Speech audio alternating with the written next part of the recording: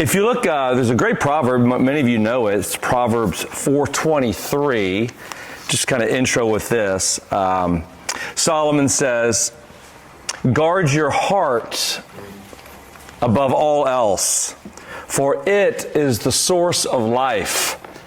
Talk to me about that. Guard your heart, for it is the source of life. What's he getting at here? How is the heart the source of life? What does that mean? This is the part where you guys interact with me here just for a minute. Everything comes out of the heart. Everything comes out of the heart that does what? That gives life. Everything that comes out of the heart is what gives life. So guard it, protect it, because the heart will either produce life or what will it produce? Death. It will produce death. And he says, guard this heart, because in your life, everything you do, everywhere you go, everyone you are around, that heart is going to either produce a source of life for you, or it's going to produce a source of sickness and death in your life. And because that is the one thing that sets the condition for the rest of your life, whatever you do, guard it, protect it. And this is a great proverb for all of us. All of us in this room have failed. Many of us have learned hard lessons, painful lessons along the way about what it's like to not guard the heart.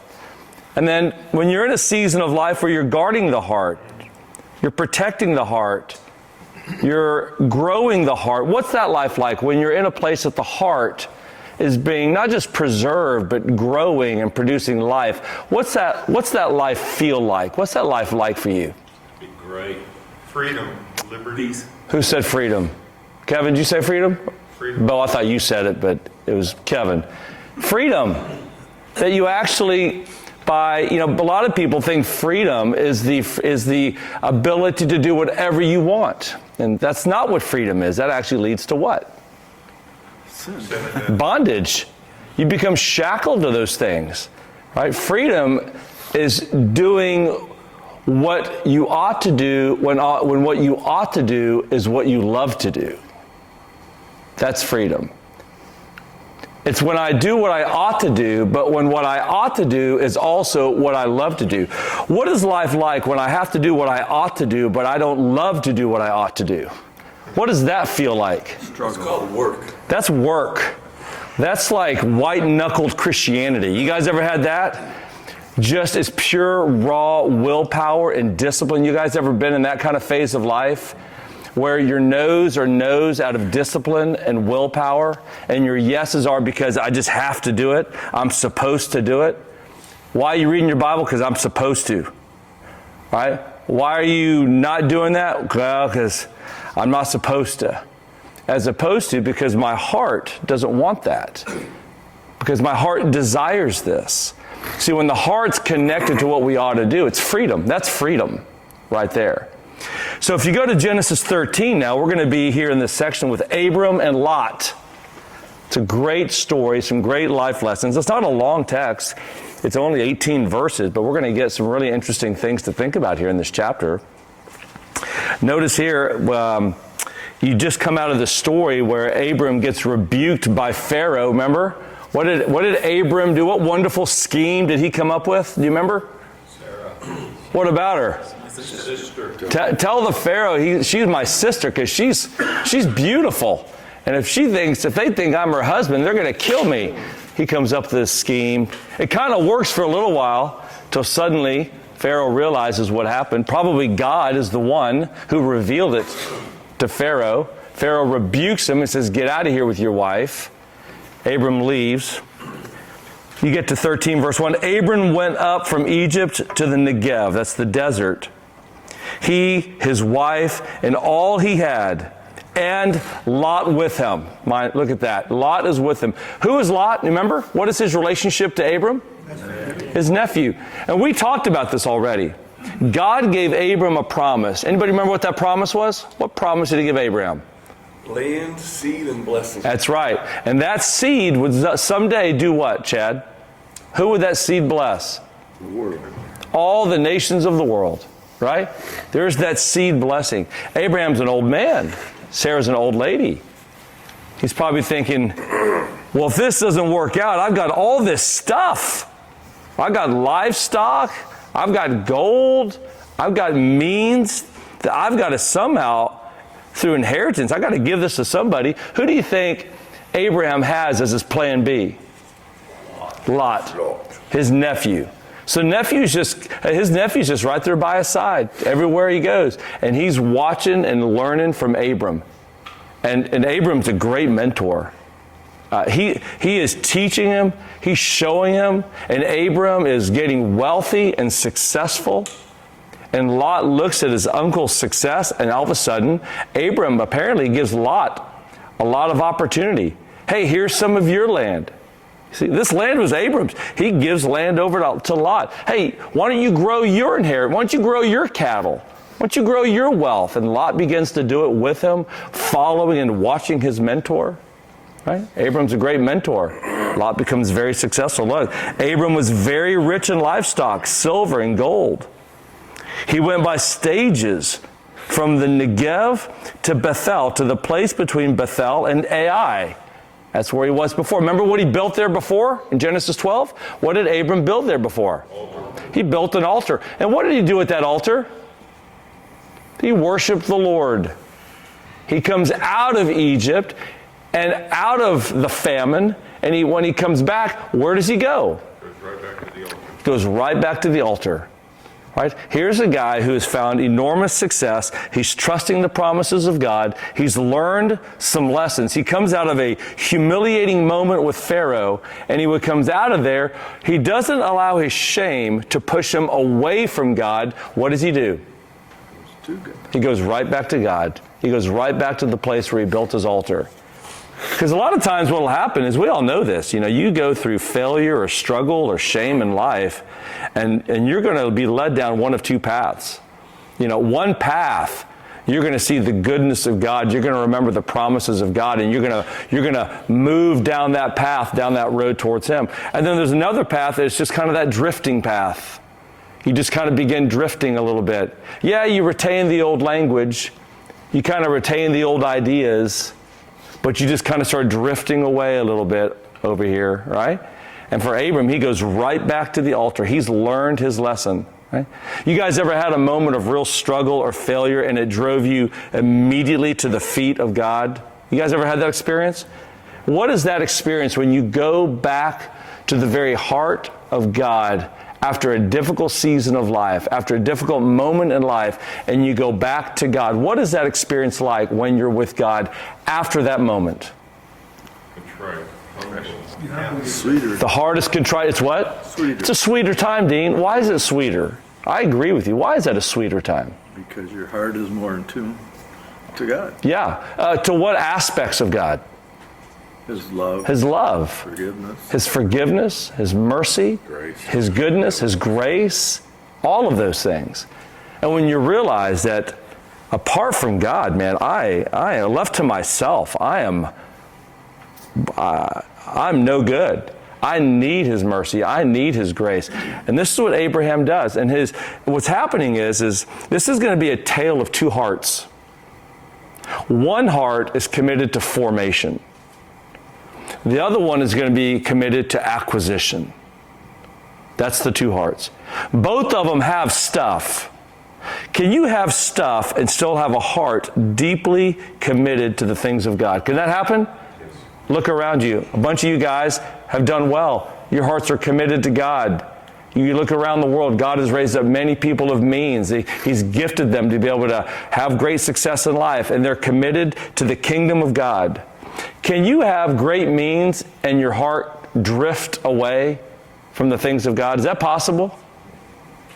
Remember Jesus' big statement about the rich man? What did He say? Remember what He said about the camel and the needle? What did He say? It's easier for the camel to go through the eye of a needle. It is easier for the camel to enter through the eye of the needle than what? Than a rich man to enter the kingdom of heaven. Right? Why does Jesus say that? What's the warning? What's He warning? Is the problem in the means? Is the problem in the ambition and the job? Is that the problem? What's the problem? Why is it more difficult for the rich man to enter the kingdom of heaven? What's He saying? What's that? It's the heart. It's the heart. Guard your heart. Guard your heart. Watch your heart all the way through the process. And if any moment you need to make decisions that are not in your best interest to guard your heart, you do that. And you're going to watch Abraham do that, by the way. You're going to see Abram make a couple decisions that are not in his best interest, at least not by any worldly standards. No MBA program would have told Abram to make a couple decisions he's about to make here for his life, and God is going to reward him. God will bless him because Abram cares about his heart. Yeah. So he comes back up to the same place he just left. Right. After he didn't follow God going down into Egypt. So he goes back up for a new beginning. So he's in between Bethel and Ai, house of God, and ruin. And ruin, yeah. That's right. Why there? Yeah. What is the significance of that? Well, commentators make a point, and it's more of an application point that's where life is lived. We live life in between the house of God, and AI means ruin, right? No pun intended today, right? But that's what AI means. It means, you got that, Mitchell? Yeah, it means ruin. So we kind of live our lives between ruin and the house of God. Right, he builds this altar. What do you need when between heaven and earth, right, in this juncture, this little liminal space in between that we exist in, what do we all desperately need while we're on our way to the house of God? Right? We need an altar. We need to worship. So I think I don't know the exact reason in terms of Abram, why'd you pick that spot? But I think it actually, you can preach a great application there. That this is kind of where our lives are lived. The altar is always between heaven and earth. It's always going to be a war in the middle.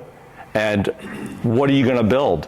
Are you going to build barns and bigger barns and bigger barns? Or are you going to build an altar right there? So I think it's a great question. We don't know the exact answer in terms of what was in his mind, but he's on his way, right? He's on his way and he's worshiping God. He went by the stages from the Negev to Bethel, to the place between Bethel and Ai, where his tent had formerly been. Verse 4, to the site where he had built the altar. And there you go. And Abram called on the name of the Lord. Now, we don't know how long Abram was in the Negev. We have no idea how long he was in Egypt. We don't know how long the famine lasts. The text doesn't tell you because the text doesn't care about duration at this point. What does it care about? It cares about formation. You're meant to look at Abraham's life and his heart, and you're meant to watch the formation of this man's heart.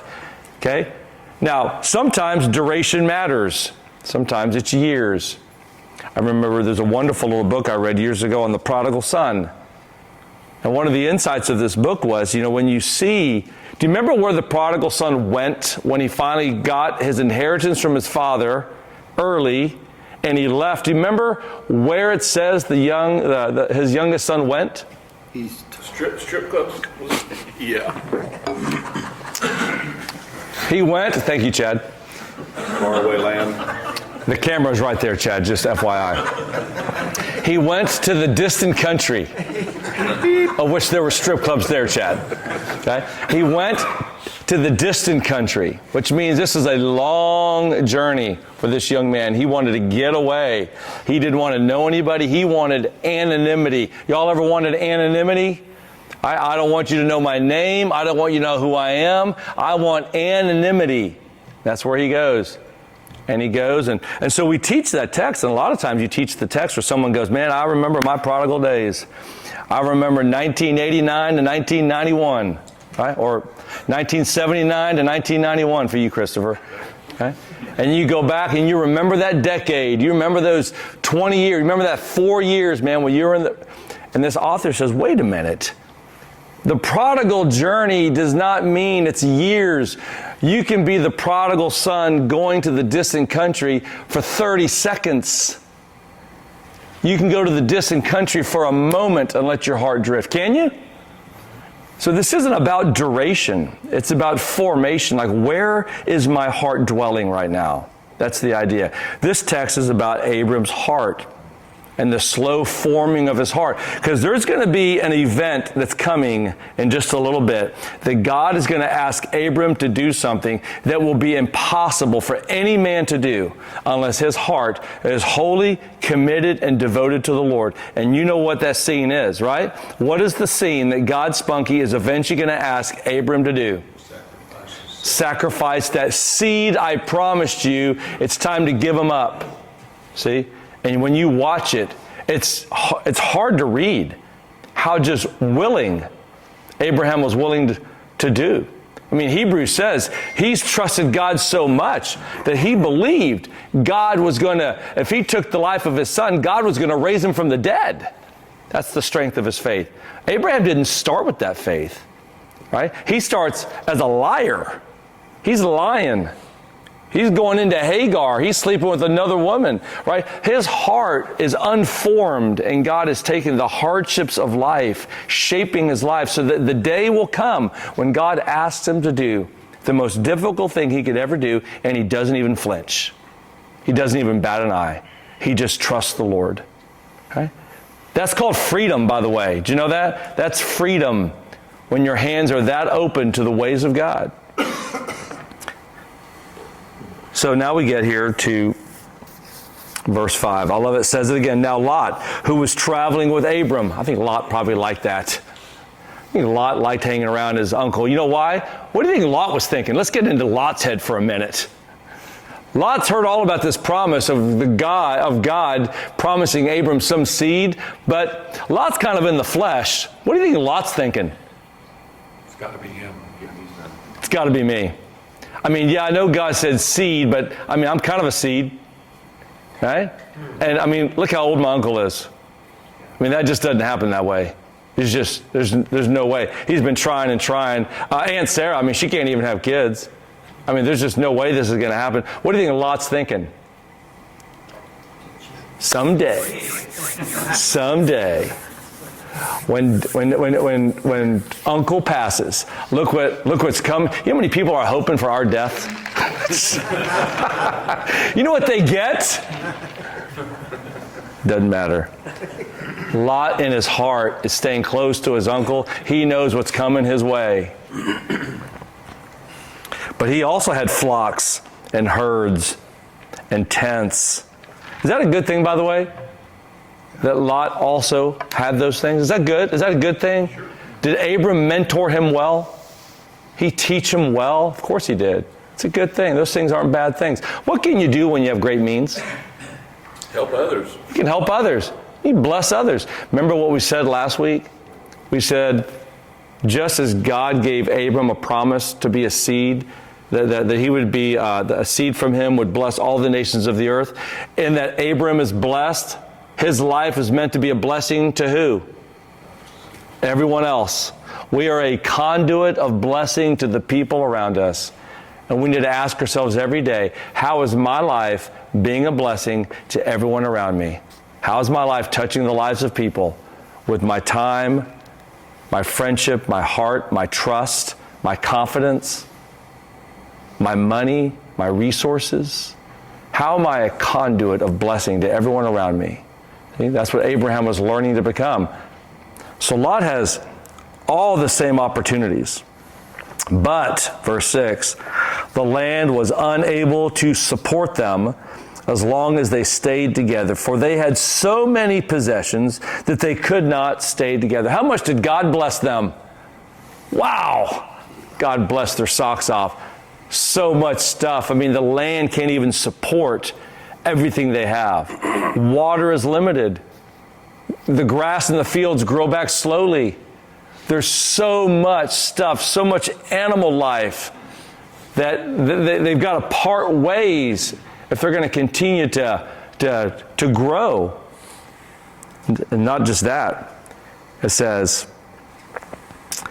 for many possessions, verse 7, and there was quarreling between the herdsmen of Abram's livestock and the herdsmen of Lot's livestock. At that time, the Canaanites and the Perizzites were living in the land. So this wasn't just them. There was a bunch of other people on this land.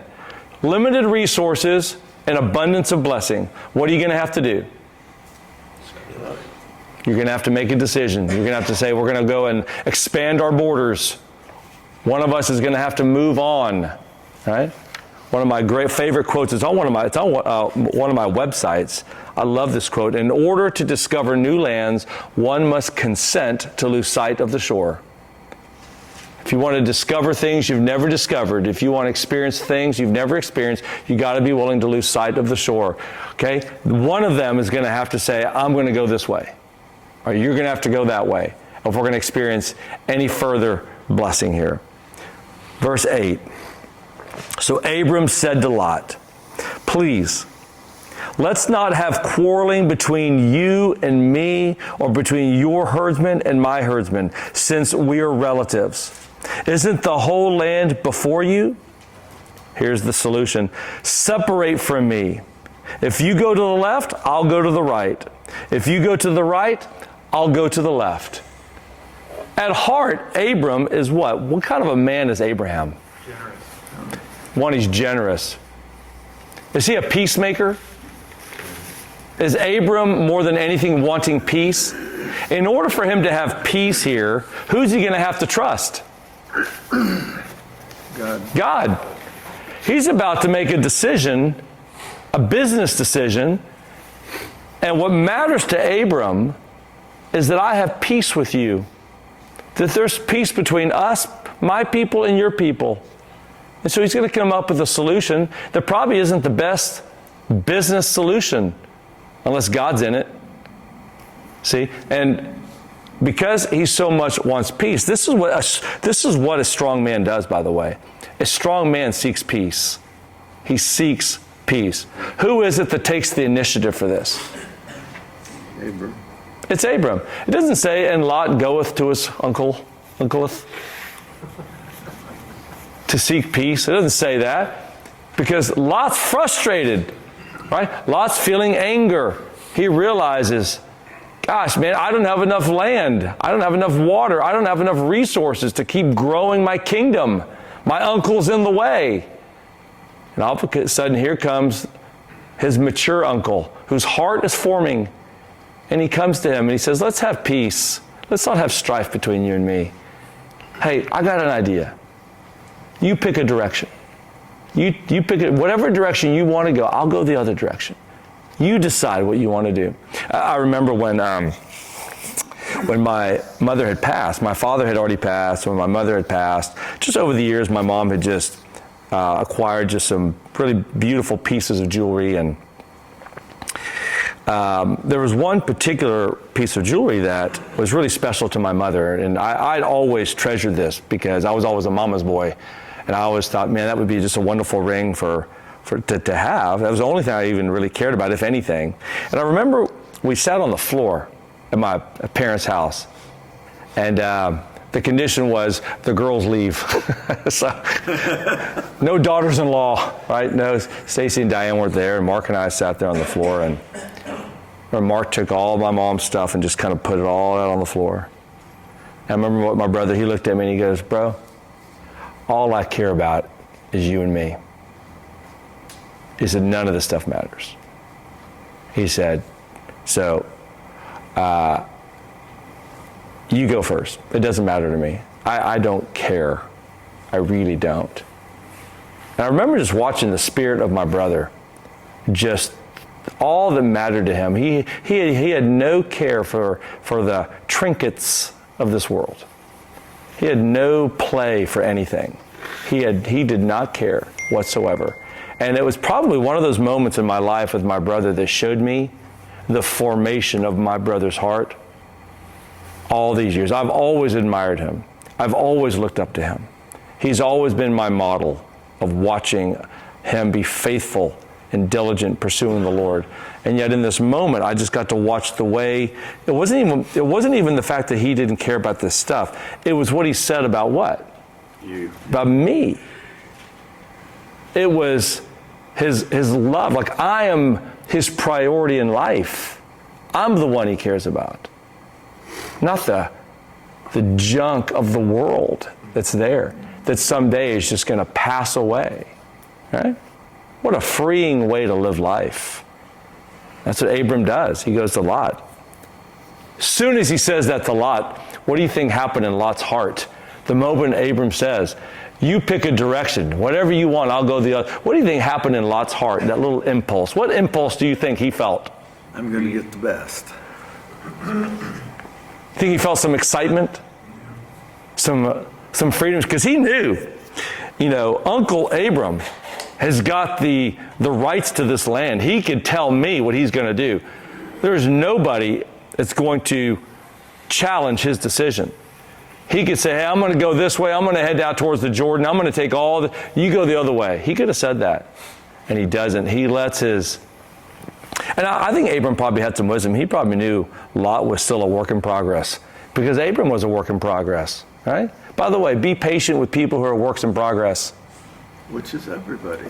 Which is everybody. But sometimes when we get to a place, and when we finally get to a place, we look at somebody who's not at that place, we're like, come on! Where are you at? Let's go! The reality is, wait a minute, it took me another 7 years. When I was that age, I wasn't even close to being where this person is right now, right? I think Abram had some self-awareness, right? He's going to let Lot go learn some lessons. It's time to let him go learn some lessons. He doesn't want to overprotect him. He doesn't want to helicopter uncle him. He wants Lot to go figure it out. Is that important to do, by the way? To let someone go figure it out. You think that's important? It's how you let people learn. It's how you let people grow.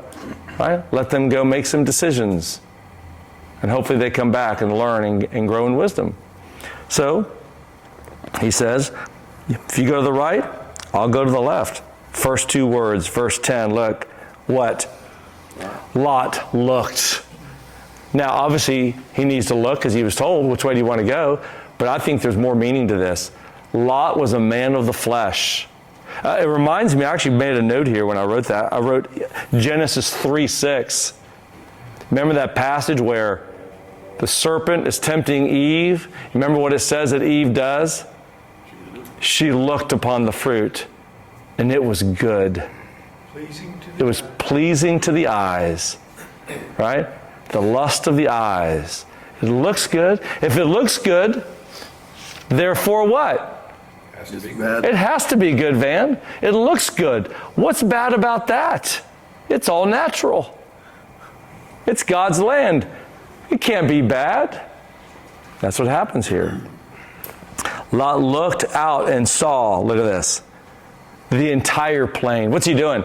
He looked out and saw the entire plain. What's he doing? Jace, what do you think he's doing? Lot's he's taking his time. He looks. And what's he doing as he's looking? Calculating. Oh, he's calculating. The entire plain. He's watching how green, how far, the valley. He's looking at it all. And then he looks the other direction, and what's he see? He sees Tioga. He sees Ponder. It's like, I'm heading to Dallas. No one gets rich in Ponder. I'm heading to Dallas, man. That's where the money is, baby. See? That's what he's looking at. That's where the buildings are. That's where the cars are. It's where the ladies are. This is where the action is. I'm heading that way. That's what he's doing. He's looking at the land. He's calculating. Which direction is going to cause my life in this world to flourish? So what does he do? He looks out at the entire plain of the Jordan as far as Zoar, was well watered everywhere like the Lord's garden and the land of Egypt. This was before the Lord destroyed Sodom and Gomorrah. A little note in there. Verse 11. So what do you do when your eyes see and you're in the flesh? What do? Go for it. You choose. So Lot chose. Right? I look, my eyes see, I choose. That is his calculus. Right? Does it say, and Lot went under the oaks of Mamre and prayed deeply before the Lord, asking the Lord, entreating the Lord unto which direction he should go? Is that what it said? And Lot spent 3 days fasting and prayer. Should I go to the left or should I go to the right, O Lord? Could you imagine if it said that? What a beautiful text. We'd teach this thing completely differently. And I'd be like, see guys, this is what you do when it's time for a big decision. You go sit under the oaks. And you fast and pray and you don't leave until God gives you an answer. Not Lot. What's Lot do? Christopher, what's he do? Chose. He looks and he chooses. That's what it says right there. He looked at that land and he saw his future ahead of him right there. Reminds me of that great passage that we talked about a couple weeks ago whenever I filled in for Chris about the only man in the Bible that God directly calls a fool. It's the only person in the Bible that's directly called a fool by God. Remember? Who was it? It was the rich fool. Not because he was rich. This dude was great, smart. Everything this guy, he's one of those guys that everything he touched turns to gold. Everything, right? I know guys like that. Everything they touch, they just have a way. They just know, they see. They're industrious, they're smart, they calculate. They just know how to convert, how to make 1 turn to 3, how to make 3 go to 10. They just know how to do that kind of stuff, right? It's not that. That guy was gifted. What was it? Remember the text? What pronoun did this guy keep using? I will do this, and I will do this with my barns and my land and my life, and I'm gonna sit back and eat, drink, and be. What was this guy's problem, John Ball? He was a meaholic. He was a what? Me-aholic. A me-aholic, yes. Very good. Everything was about what this guy was going to get, right? It was all about him. The problem was he was so self-absorbed that he didn't even consider his heart. And all of a sudden, it was time. That night, the Lord said, your soul is required of you. Remember? And he says, you fool. Why was he a fool? He's not a fool because he's smart. He's not a fool because he was ambitious. He's not a fool because he had means. Why was he a fool? He wasn't rich toward God. He wasn't rich toward God. That's the end of the verse. He was not rich toward God. As Jay said, he didn't calculate correctly. He didn't realize what this was doing to his heart. He didn't have the maturity to manage great success and great wealth. He chose the temporal. He chose what's temporal over the things that will last forever, right? Which are the things when you're rich towards God. That's what it is. This is Lot right here. This is the Old Testament version of that story. We got to hurry. So Lot chose the entire plain of the Jordan. Look at this. What are those next 2 words? For himself. Love that. And he thanked the Lord. No, he didn't. Then Lot journeyed eastward, and they separated from each other. One commentator said that might be one of the saddest verses in this entire section of Scripture. They separated from each other. Why should that be such a sad verse to Lot? And they separated from each other. What was Abram to Lot? His link to success. His link to God. His link to, he helped protect him, protect his heart. He was his guide. It was his mentor. It was his uncle, right? It reminds me, I just watched the other night, a good chunk of it, Rocky V. Remember Tommy Gunn? Tommy Gunn, Rocky is, I know it's the worst of the Rockies, but it's a good scene. Remember Rocky is mentoring and coaching Tommy Gunn, this new hotshot heavyweight rising to the top, and all Tommy Gunn wanted was a shot. Give me that big fight now. Give me the big fight now. And Rocky keeps telling him, you're not ready. You're not ready. Hang on. I'm going to get you that fight. Hang on. Meanwhile, Don King, it's not Don King, but it is Don King in the show. He keeps promising Tommy Gunn, I'm going to get you a shot at that fight, kid. Come on, leave Rocky. Come to me. Let me manage you. I'll give you that shot. Remember that? And the worst decision Tommy Gunn made in that movie was the day he decided to get out from under the wings in the shadow of Rocky, who was going to protect him, right? And he goes and follows the money, right? Follows the money. And then he loses a street fight and loses everything. If you saw Rocky V. It's the best part of the movie. Just forward to that section of the movie. Rocky beats him up in the streets. It was great. So it says they separated from each other. Abram lived in the land of Canaan, But Lot lived, look at this, in the cities of the plain and set up his tent, what? Near Sodom. Near Sodom. Can you feel it? What's happening with Lot? He's going away from God. Yeah, he sees the land. Attracted to the world. He's moving slowly in that direction. He already knows Sodom's got a reputation. He's moving in that direction. He sets up just near the city. Eventually, what are we going to find out? He's in the city. Not just in the city, but he's a player in the city. He's sitting on the city wall. He's a judge in that city. He's the man in that city, see?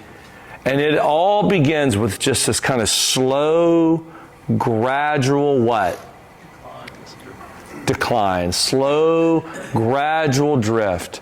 This is the danger of the heart. Proverbs 4:23. Guard your heart above all else. The heart drifts. It drifts. And if you don't watch it, that's why Hebrews says over and over again, beware lest you what? Drift away.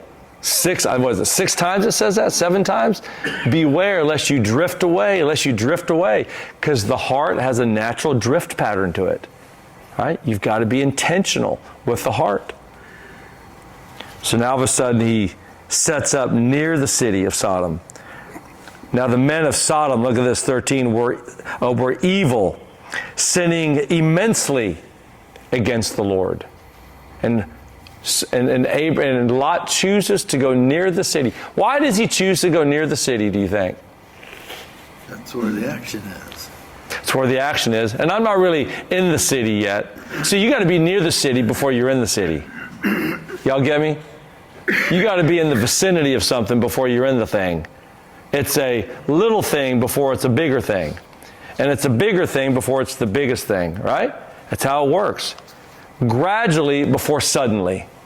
That's how life works. Gradually before suddenly. It's a book I'm reading right now. It's a great title.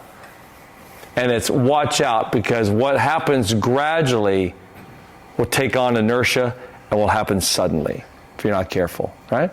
That is many of our lives. 14, after Lot had separated from him, there it is again. Look at this. The Lord said to Abram, look from the place where you are. By the way, let me ask you a question. Abram lets Lot choose. Abram probably knew what Lot was going to choose. After the choice is made and Lot goes his way to the great rich land that he's going to go to, what do you think Abram in that moment was thinking to himself before God comes to him? What do you think Abram was probably thinking at this point? That was the wrong decision. He might have been thinking that. Depends where his heart is at this point. For Lot. See, I think that for Lot. I think in this moment, Abram is probably thinking, what do you think? It's the last time he's received. I think he might be thinking this might be the last time I'm going to see my nephew. I think Abram in that moment is thinking what he said later. The Lord will provide. I do. I think this is where the seed of that statement was born. Like, remember, where did Abram say that next? He's walking with Isaac up the hill to the sacrifice, and Isaac says, Father, where is the lamb that we will sacrifice? Remember what Abram says? He didn't go, you're the lamb. He says, the Lord will provide. The Lord will provide. I think this is the seed of that, right? I think he gives up the choicest land and he looks out, and I think Abram's probably thinking, the Lord will provide. You know, I'll tell you something, just the day before yesterday, I get this email, and it was one of my favorite and best clients that I've had, and they have blessed my life very much. And anyway, they're getting acquired. Stuff always happens. They're getting acquired. So when you're getting acquired by a bigger firm, guess what the first thing you begin to do is you begin to get The staff. you begin to lean up, right? Why do you want to lean up? Return More value. Return on investment, more value. Guess who you lean up with first? The president. All consultants. That's right. So I got that email. Okay, that's fine. All right. I've been in that place before. I remember earlier on, I'm like, oh my gosh, and I'd get into this place of like, I got to Go get another one. get my plan going. Got to go hit the streets, right? Got to go do my thing. And just, I'm 56 now. And I started when I was 32, 33. And I'm telling you, I just know, and you guys do too, in the rearview mirror, I just have seen so many times the Lord will provide. I've seen it. And anyway, I get out of the shower, I'm getting dressed, and I hit the valet thing to get my car. And, it'll take 10 minutes, for the valet. You'll get a text message when your car's here. All right. I go downstairs. And it turns out there's only one valet guy. They're supposed to have 3. It took 52 minutes to get my car. 52 minutes. All kinds of people are just upset. People got meetings. People not calling Ubers. Right? It was chaos. People were very upset. I'm just kind of standing there, and I had to speak at 8 o'clock. And I didn't get there till 9 o'clock. I had to text them and ask them to push the entire thing back an hour. And, on the inside, I had my own frustrations of this is a big inconvenience. I just paid $68 for valet for this service, which I did go to the desk and get that back. But I'm there, and I go and I get a cup of coffee. Just get a cup of coffee. All you can do is wait. And I hear this guy go, "Nice coat." I turn back, and it was this guy, and he's got the exact same dress code I have. And I go, "No way, man! It's exact." And it's not a common coat. It's just kind of funny. And I was like, "Oh my gosh, that's crazy! We got the same coat." And he goes, "I guess we were both good this year." I said, "Yeah, Santa's good." And, ha ha. He goes, "You waiting on your car?" I said, "Yeah, I'm waiting. Yeah. We're both waiting." I start talking. We talked about 20 minutes, just talking. Finally, he's like, "So what do you do?" I said, I got to give this leadership presentation this morning. He goes, "Leadership? You do leadership stuff?" I said, "Yeah, he said, "Tell me about that." I began to tell him. So he reaches in his bag, and he's the president and COO of this company that's in 24 states. He's like, "Hey, we are actually about to decide on a leadership group to come in and do a training for our whole company. I'd love for you to be considered. Would you email me today and let me know how you would do that? And I'm going to tell HR to call you." And isn't that funny? Just, I'm like, what? Just, I'm done. This is how it works, Not always that clean, right? Not always that clean, and who knows? Maybe it will, maybe it won't. But to me, it's immediately when he reached in his bag and he pulled this thing out and I handed it to him and he handed me this card, I immediately thought of what just happened in my room when I read that email. I immediately thought, like, I'm just going to shower and do my thing like I always do, and God, the Lord will provide. I just believe that. The Lord will provide. Right? Y'all experience that? That even when it's tough, the Lord provides. He always does. Can you send me the details on that coat? It's a coat of many colors. It's like Joseph's coat. That's right. That's awesome. Let's finish up. So the Lord says to him, "Look from the place where you are, look north and south, east and west, for I will give you and your offspring forever all the land that you see. I will make your offspring like the dust of the earth." What does God say again? What's he doing again? The promise. Let me remind you again, Abram. I gave you a promise. Nothing's changed. Nothing has changed. The promise remains. So that if anyone could count the dust of the earth, then your offspring could be counted. 17, get up and walk around the land through its lengths and its widths, for I will give it to you. So Abram moved his tent and went to live near the oaks of Mamre at Hebron, where he what? Built an altar to the Lord. Isn't that great? Do you see the formation of Abram's heart? He's going through setbacks and failure and difficulties and conflict.